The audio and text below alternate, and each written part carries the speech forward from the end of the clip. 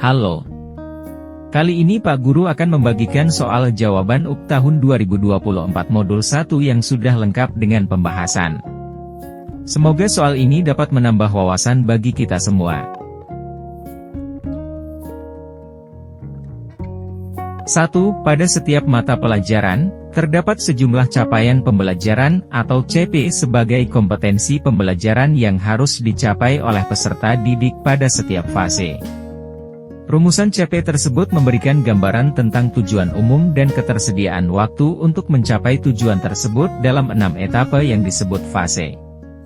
Pemanfaatan fase-fase CP dalam perencanaan pembelajaran dapat dikemukakan sebagai berikut, kecuali A. Memungkinkan kolaborasi guru pada fase yang sama untuk merancang pembelajaran yang efektif bagi peserta didik. B. Mendorong guru fokus pada ketercapaian CP di akhir fase tanpa perlu memperhatikan perkembangan peserta didik dan kesinambungan proses pembelajaran antar kelas. C. Memberi kesempatan pada guru untuk melaksanakan pembelajaran sesuai dengan kesiapan peserta didik. D. Memungkinkan guru merancang dan melaksanakan pembelajaran secara fleksibel. E. Memastikan peserta didik mencapai kompetensi pembelajaran. Kunci B. Mendorong guru fokus pada ketercapaian CP di akhir fase tanpa perlu memperhatikan perkembangan peserta didik dan kesinambungan proses pembelajaran antar kelas. Penjelasan, karena dalam kegiatan pembelajaran guru tidak hanya harus memastikan ketercapaian CP, tetapi juga memperhatikan perkembangan peserta didik dan kesinambungan proses pembelajaran antar kelas. 2. Capaian pembelajaran dapat dirumuskan merujuk pada teori belajar konstruktivisme dan kurikulum dengan pendekatan Understanding by Design atau UBD, yang dikembangkan oleh Wiggins, 3, 2005. Dalam kerangka teori ini, memahami, merupakan kemampuan yang dibangun melalui proses dan pengalaman belajar yang memberikan kesempatan kepada peserta didik untuk dapat menjelaskan, menginterpretasi dan mengaplikasikan informasi, menggunakan berbagai perspektif, dan berempati atas suatu fenomena. Terkait hal tersebut, pernyataan yang benar dalam kurikulum Merdeka adalah A. Hierarki pengetahuan tidak digunakan dalam merumuskan CP dan tujuan pembelajaran turunan dari CP. B. Taksonomi pengetahuan tidak menggunakan kata kerja operasional yang spesifik. C. Memberi kebebasan kepada guru mengikuti taksonomi pengetahuan menurut teori yang disukai. D. Pemahaman dimaknai sebagai suatu proses kognitif yang kompleks tidak sederhana sebagai proses berpikir tingkat rendah. E. Menganggap bahwa, memahami, dapat dicapai tanpa melibatkan proses dan pengalaman belajar yang mendalam serta tanpa memberikan kesempatan untuk menjelaskan, menginterpretasi, dan mengaplikasikan informasi dengan berbagai perspektif. Kunci D. Pemahaman dimaknai sebagai suatu proses kognitif yang kompleks tidak sederhana sebagai proses berpikir tingkat rendah. Penjelasan, karena dalam kurikulum Merdeka, pemahaman memang benar dimaknai sebagai sebuah proses berpikir yang kompleks di mana peserta didik ditekankan pada pembelajaran yang lebih dalam dan bermakna, didorong untuk berpikir kritis dan analitis, berfokus pada pengembangan kompetensi yang mencangkup aspek pengetahuan, keterampilan dan sikap hingga peserta didik yang didorong untuk memahami materi dalam konteks dunia nyata, kontekstual. 3. Apa yang seharusnya dilakukan, diketahui, dan dipahami oleh peserta didik di akhir pengajaran? Pertanyaan tersebut perlu dirumuskan oleh guru apabila akan melakukan tahap A. Perencanaan strategi pembelajaran. B. Merumuskan tujuan pembelajaran. C. Merancang asesmen. D. Perencanaan kegiatan pembelajaran. E. Perencanaan model pembelajaran. Kunci jawaban, B. Merumuskan tujuan pembelajaran. Penjelasan, merumuskan tujuan pembelajaran melibatkan penentuan hasil belajar yang diharapkan dari siswa setelah selesai mengikuti suatu pengajaran atau pelajaran. Pada tahap ini, guru harus jelas tentang apa yang siswa harus lakukan, ketahui, dan pahami pada akhir pengajaran, sehingga tujuan tersebut dapat dijadikan panduan dalam menyusun strategi, kegiatan, asesmen, dan model pembelajaran yang sesuai.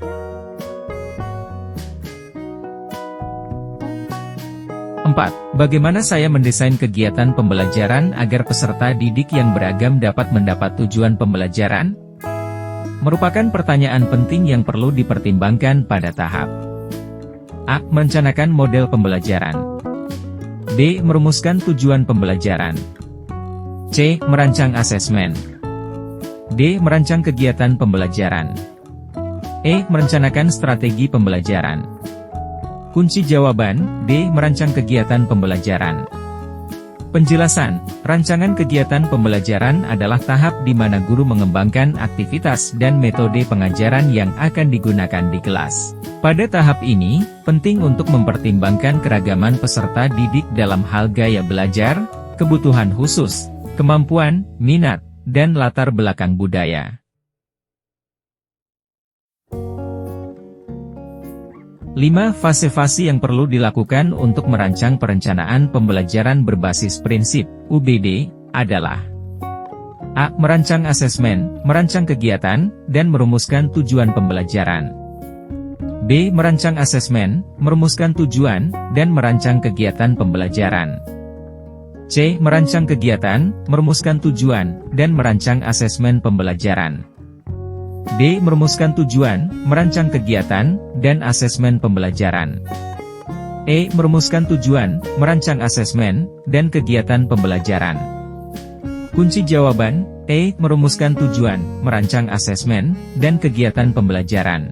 Penjelasan, karena, dalam merancang perencanaan pembelajaran sesuai dengan prinsip UBD fase yang harus dilakukan yaitu merumuskan tujuan, merancang asesmen dan kegiatan pembelajaran.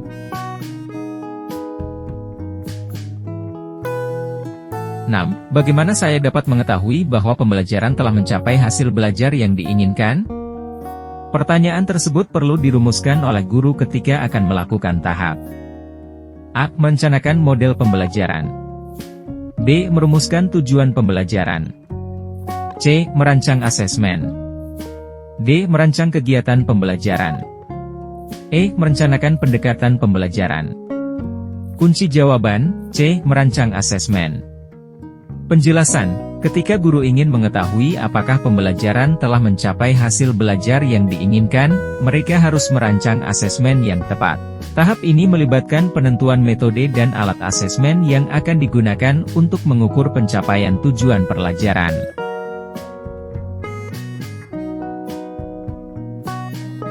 Tujuh pernyataan terkait asesmen awal berikut ini yang kurang tepat adalah A. Asesmen awal berfungsi untuk mendapatkan nilai capaian hasil belajar untuk dibandingkan dengan kriteria capaian pembelajaran yang ditetapkan. B. Hasil asesmen awal dapat digunakan sebagai dasar untuk melakukan tindak lanjut perbaikan berupa intervensi yang tepat. C. Hasil asesmen awal berfungsi untuk mengetahui tingkat kompetensi, kekuatan dan kelemahan peserta didik dalam mencapai tujuan pembelajaran. D. Asesmen awal dapat diterapkan untuk mengetahui kebutuhan belajar peserta didik yang beragam. E. Hasil asesmen awal digunakan untuk memetakan minat, kemampuan dan kesiapan belajar peserta didik. Kunci jawaban, A. Asesmen awal berfungsi untuk mendapatkan nilai capaian hasil belajar untuk dibandingkan dengan kriteria capaian pembelajaran yang ditetapkan. Penjelasan, asesmen awal biasanya tidak dimaksudkan untuk mengukur capaian hasil belajar yang sudah tercapai, melainkan untuk mengetahui kondisi awal peserta didik sebelum memulai pembelajaran. Tujuannya adalah untuk memahami tingkat kompetensi, kekuatan, kelemahan, dan kebutuhan belajar peserta didik sehingga pembelajaran dapat dirancang sesuai dengan kondisi peserta didik yang beragam.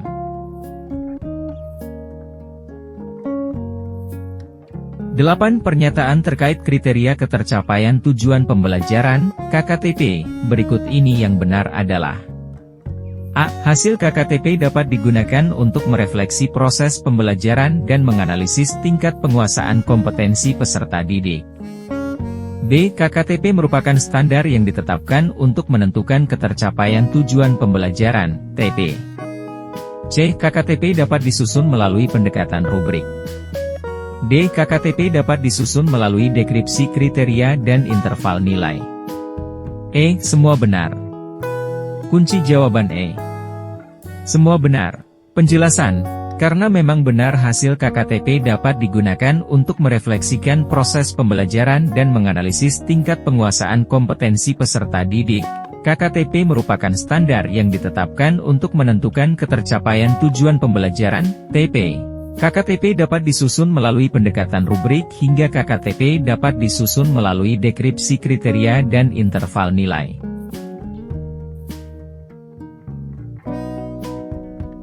9. Pembelajaran dan asesmen merupakan satu kesatuan yang sebaiknya tidak dipisahkan. Terkait hal tersebut, guru dan peserta didik perlu memahami kompetensi yang hendak dicapai agar keseluruhan proses pembelajaran diupayakan untuk mencapai kompetensi yang dimaksud.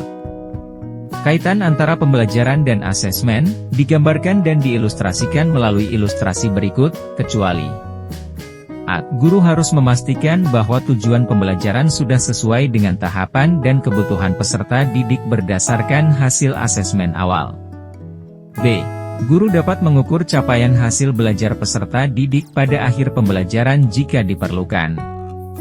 C. Sepanjang proses pembelajaran, guru dapat mengadakan asesmen formatif untuk mengetahui sejauh mana tujuan pembelajaran sudah dicapai oleh peserta didik. D. Guru perlu merancang asesmen yang dilaksanakan pada awal pembelajaran, pada saat pembelajaran, dan pada akhir pembelajaran. E. Proses pembelajaran sebaiknya dilakukan tanpa memperhatikan hasil asesmen, karena hal itu dapat menghambat kreativitas peserta didik. Kunci jawaban, B. Guru dapat mengukur capaian hasil belajar peserta didik pada akhir pembelajaran jika diperlukan. Penjelasan. Pernyataan poin B mengimplikasikan bahwa asesmen sumatif bisa dilakukan, jika diperlukan, yang seharusnya selalu menjadi bagian dari proses pembelajaran terstruktur untuk memastikan bahwa tujuan pendidikan telah tercapai. 10. Setelah memahami substansi CP, guru diharapkan mulai mendapatkan ide-ide tentang apa yang harus dipelajari oleh peserta didik dalam suatu fase untuk dirumuskan menjadi beberapa tujuan pembelajaran, TP, yang lebih operasional dan konkret. Dalam merumuskan tujuan pembelajaran, TP, guru dapat memilih beberapa alternatif teknik berikut, kecuali A. Merumuskan TP secara langsung berdasarkan CP. B. Merumuskan TP dengan cara menganalisis kompetensi, dan lingkup materi pada CP. C. Merumuskan TP secara lintas elemen. D. Merumuskan TP dengan memperhatikan karakteristik peserta didik. E. Merumuskan TP berdasarkan intuisi pribadi tanpa mempertimbangkan kebutuhan peserta didik. Kunci jawaban, D. Merumuskan TP dengan memperhatikan karakteristik peserta didik. Penjelasan, guru dapat memilih beberapa alternatif teknik seperti merumuskan tujuan pembelajaran langsung berdasarkan CP hingga berdasarkan intuisi pribadi tanpa mempertimbangkan kebutuhan peserta didik. Hal ini dikarenakan tujuan pembelajaran umumnya disusun berdasarkan standar kurikulum yang berlaku dan fokus pada kompetensi atau keterampilan yang ingin dicapai oleh peserta didik.